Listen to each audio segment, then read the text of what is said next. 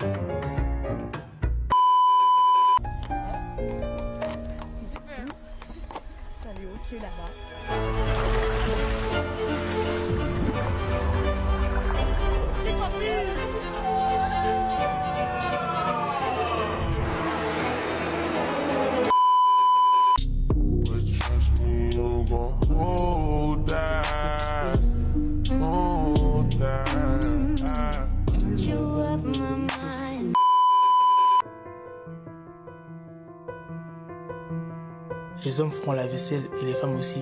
L'égalité des sexes doit être une réalité vécue.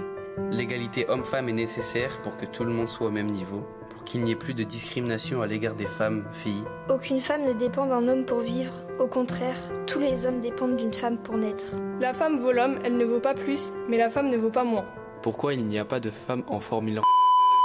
En 2024, on a un plateau exceptionnel en LMGT3 pour le WEC et les 24 heures du Mans. 9 marques de voitures vont s'affronter avec un total de 23 voitures en piste. Le tout sera chaussé par des pneumatiques Goodyear. D'ailleurs, vous pourrez admirer ou pour certains même monter dans le dirigeable Goodyear qui planera autour du circuit pendant l'épreuve. Pour le moment, la Porsche GT3R du Manthey Pure Racing tient la tête devant la team WRT et les deux BMW M4 GT3. Et dans tout ce beau monde, on retrouve quand même une Aston Martin de Heart of Racing.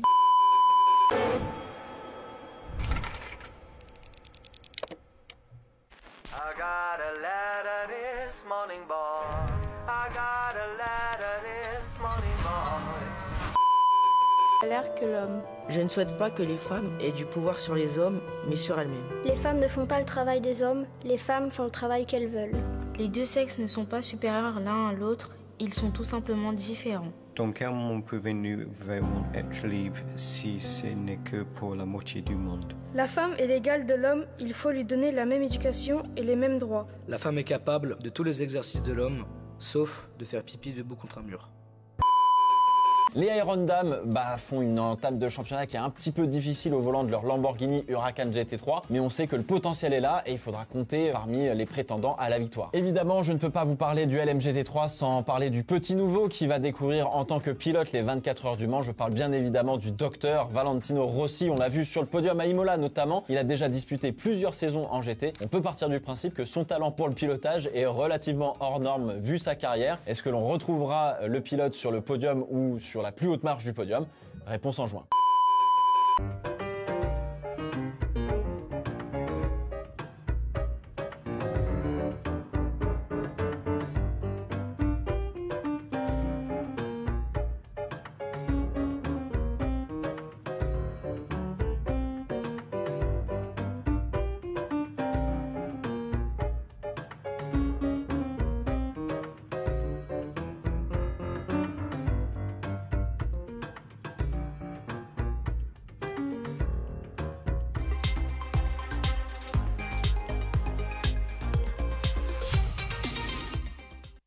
Et maintenant, il est temps de parler de cascade, d'art, de création de contenu, et c'est maintenant.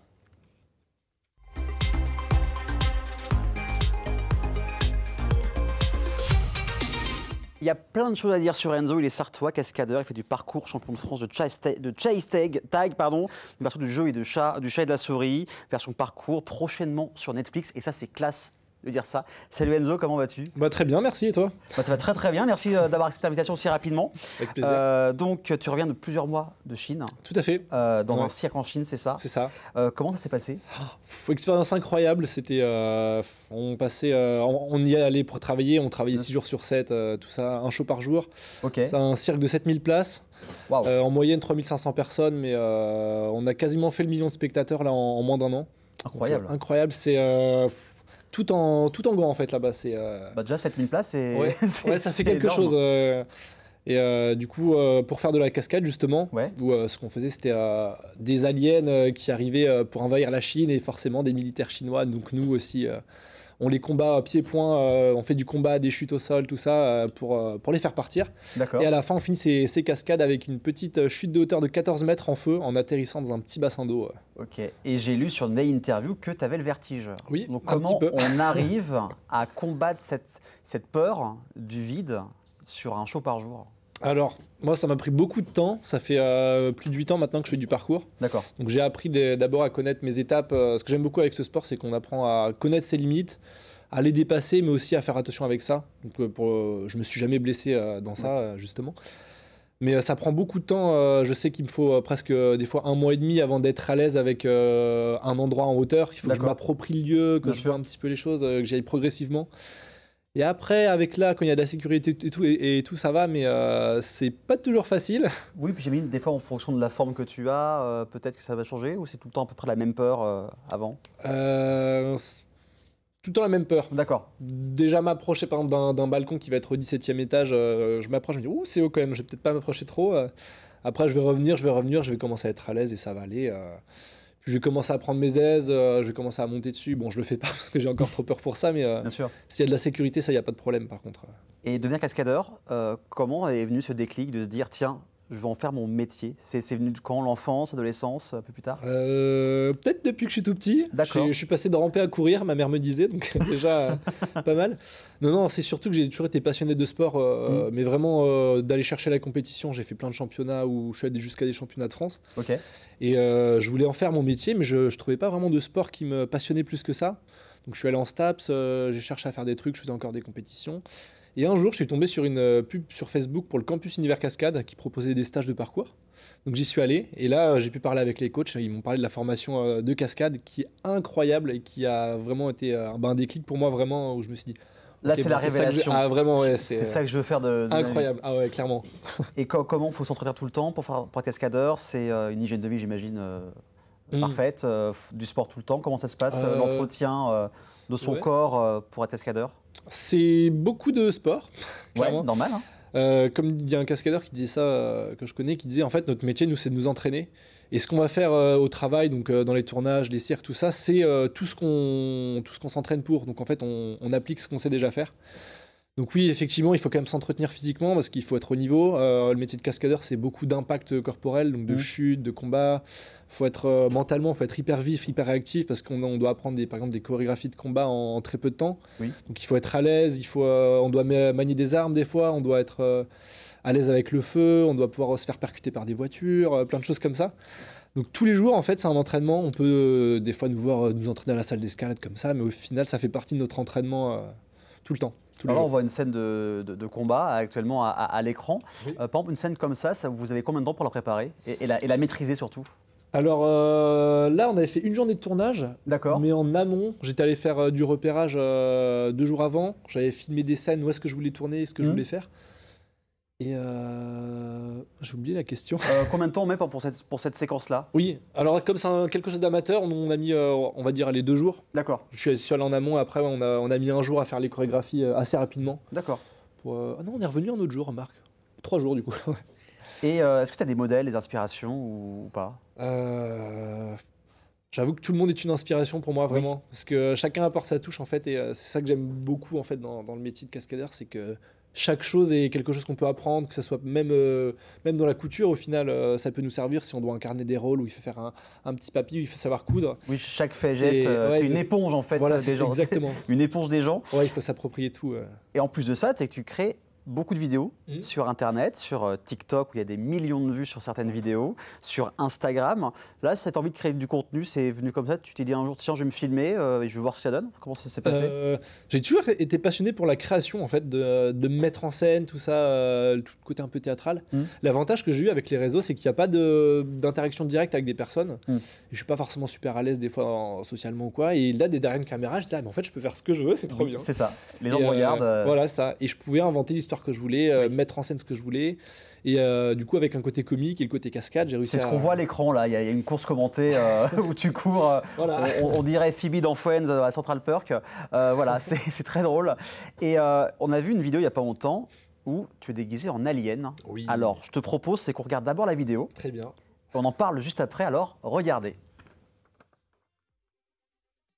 De la flamme olympique devant la belle cathédrale de la ville du Mans. Oui, connu pour son circuit des 24 heures et ses bonnes rillettes. Je vous interromps tout de suite, la flamme olympique vient d'être dérobée en direct. Oui, effectivement, et cela m'a tout à fait l'air d'être un alien. Je ne comprends pas ce qu'il se passe maintenant. Effectivement, c'est quelque chose de tragique qui se passe en ce moment même. Nous allons peut-être comprendre et découvrir ce que... Pour l'instant, je crois surtout que l'alien se tape son meilleur goûter. Regardez, il prend même l'ascenseur par flemme de courir. Eh bien écoutez, en tout cas, je suis très curieux de savoir ce qu'il va se passer par la suite. Nous pouvons quand même dire que cet alien est, ma foi, fort agile et avec de bonnes capacités athlétiques. Vous avez raison, moi je serais capable de me faire une entorse en marchant sur le sol. Attendez, nous allons enfin découvrir ce qu'il compte faire de la flamme olympique. Il est en train de la déballer pour sortir un classique burger. Il sort un classique burger. Ah mais attendez, je le reconnais.